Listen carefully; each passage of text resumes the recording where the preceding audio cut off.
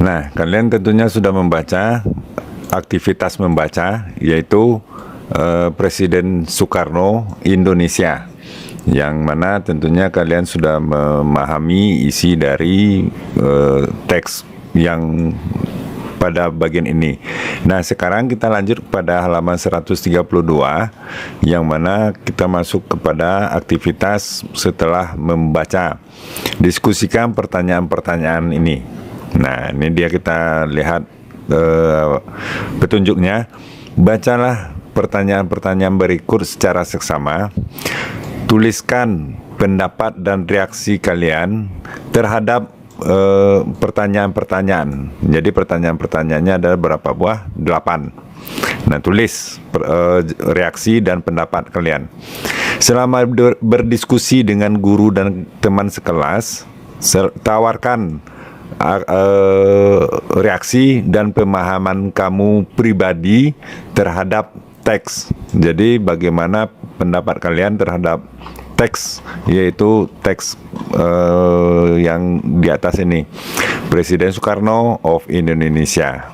Nah, kita lihat pertanyaan pertama.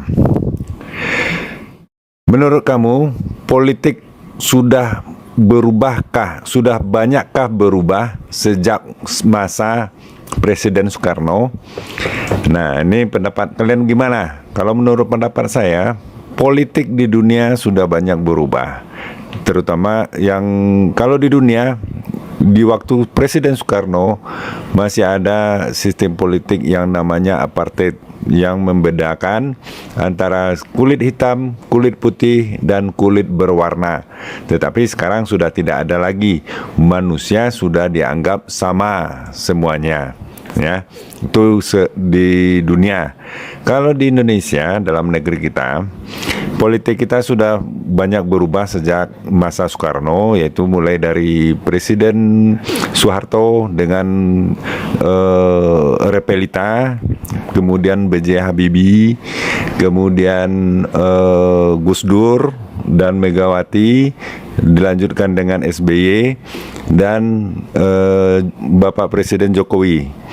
Nah, perubahan politik yang mendasar bagi negara kita adalah dirubahnya di amandemen Undang-Undang Dasar 1045 sebanyak 4 kali. Itu sangat luar biasa perubahan politik yang terjadi pada negara kita. Nah, itu nomor 1. Kenapa Presiden Soekarno ingin semua orang itu bersatu? Karena, nah, menurut kita lihat dalam teks, karena dia ingin mewujudkan perdamaian dunia yang abadi di seluruh perdamaian dunia, ya, sehingga dan pemerataan, sehingga tidak ada lagi penjajahan di atas muka bumi ini, sesuai dengan pembukaan Undang-Undang Dasar kita, ya. Nomor 3. Apakah bentuk baru kolonialisme yang Presiden Soekarno sampaikan? Nah, apakah itu masih ada? Jika ya, tolong jelaskan bagaimana bentuknya.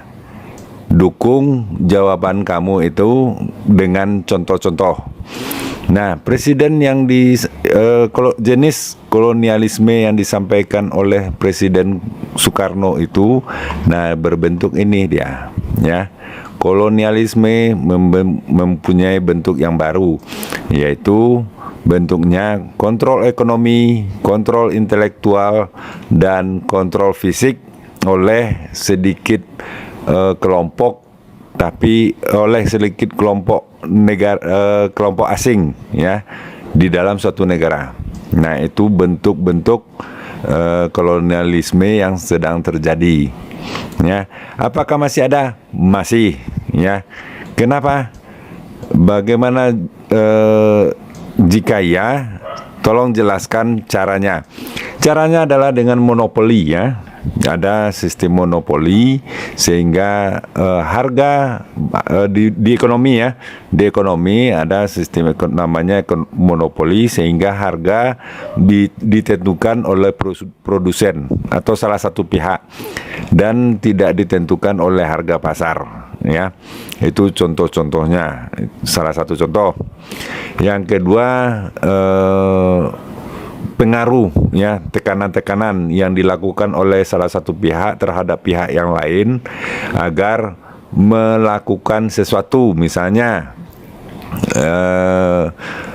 tidak boleh menjual minyak ke suatu negara misalnya. Nah, itu salah satu bentuk kolonialisme ya. Nomor 4, dari artikel ini, bisakah kamu menggambarkan harapan dan impian dari Presiden Soekarno untuk dunia? Jelaskan. Nah, impian dari Presiden Soekarno itu adalah menyampaikan bahwa seluruh negara khususnya di Asia dan Afrika itu bisa bersatu, bergandengan tangan dan seiring sejalan. Dan mimpinya adalah seluruh negara khususnya Asia dan Afrika itu bisa menjadi negara yang damai, tidak dalam tekanan dan seluruhnya bisa hidup berdampingan dengan aman. Itu keinginan dari atau impian dari Presiden Soekarno. Apa harapan dan impian kamu terhadap dunia ini dan khususnya untuk negara kamu? Jelaskan. Nah, tentunya harapan kita agar seluruh yang ada di dunia ini menyadari bahwa perdamaian itu sangat penting dan juga tidak ada kolonialisme yang macam-macam seperti dijelaskan oleh Pak Presiden Soekarno tadi.